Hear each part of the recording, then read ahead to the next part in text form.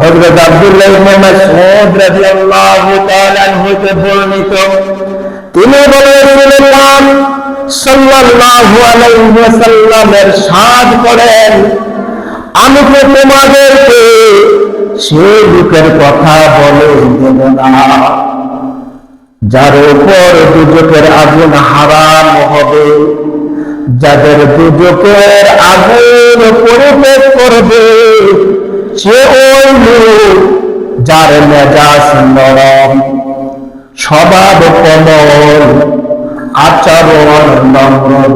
সুবহানাল্লাহ। কয় ব্যক্তি? তিন ব্যক্তি। বলে সুবহানাল্লাহ।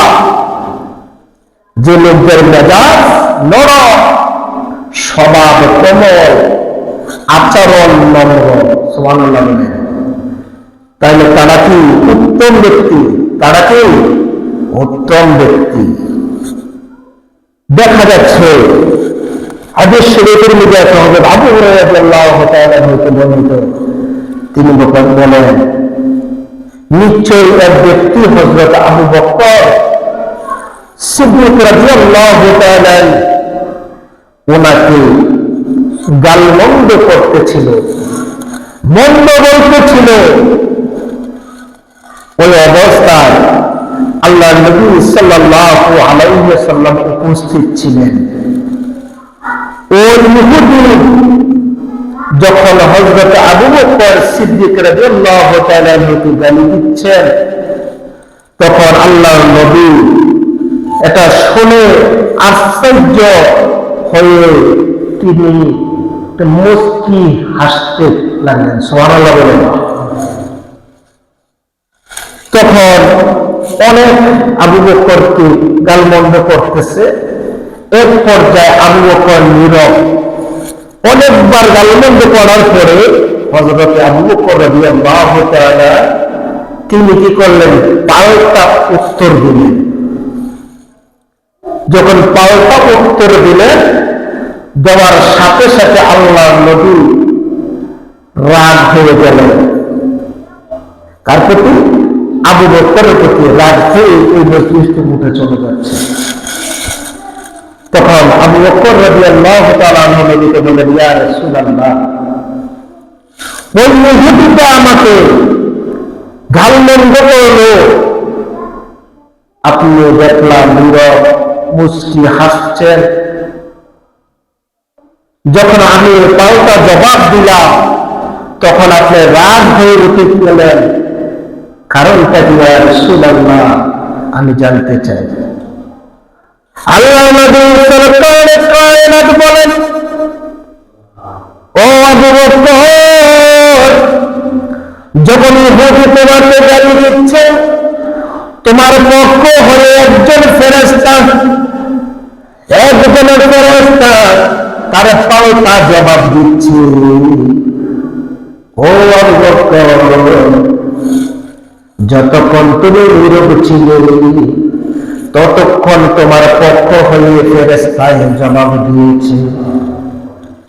আবু বকর, যখন তুমি পাল্টা জবাব দিলে, তোমার কাছ থেকে ফেরেশতাটা চলে গেছে, তখন তোমার সঙ্গে শয়তান প্রবেশ করেছে।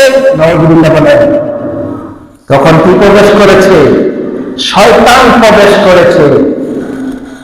তো তোমার পক্ষ হয়ে ফেরেশতায় জবাব দিচ্ছে, তুমি তো উত্তম কাজ, উত্তম ধৈর্য ধরছে না, উত্তম কাজ করছে না, কেন জবাব দিতে গেলে ফেরেশতা চলে গেল, শয়তান প্রবেশ করলো? এই জন্য আমি যদি রাগ হয়ে এখান থেকে চলে যাচ্ছি না। বললেন সুবহানাল্লাহ।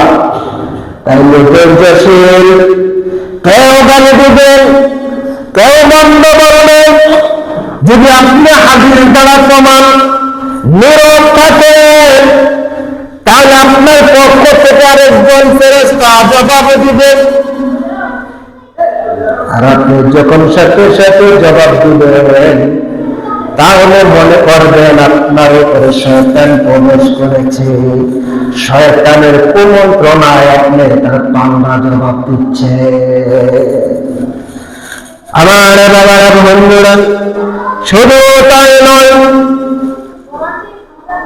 وعن ابن مسعود رضي الله تعالى قال قال رسول الله صلى الله عليه وسلم لا يدخل النار أحد في قلبه مثقال جنات خردل من إيمان আল্লাহ নবী সাল্লাল্লাহু আলাইহি ওয়াসাল্লাম ফরমান, যে ব্যক্তি অন্তরে সরিষা পরিমাণ ঈমান থাকবে সে কখনো দুজকে প্রবেশ করবে না। সুবহানাল্লাহ বলে, যার অন্তরে বিন্দু পরিমাণ সরিষা পরিমাণ ঈমান থাকবে সে ব্যক্তি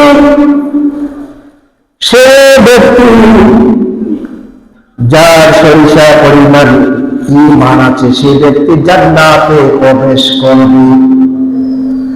আর যার নিজে সরিষা পরিমাণ ঈমান আছে সে ব্যক্তি জাহান্নামের মধ্যে প্রবেশ করবে না।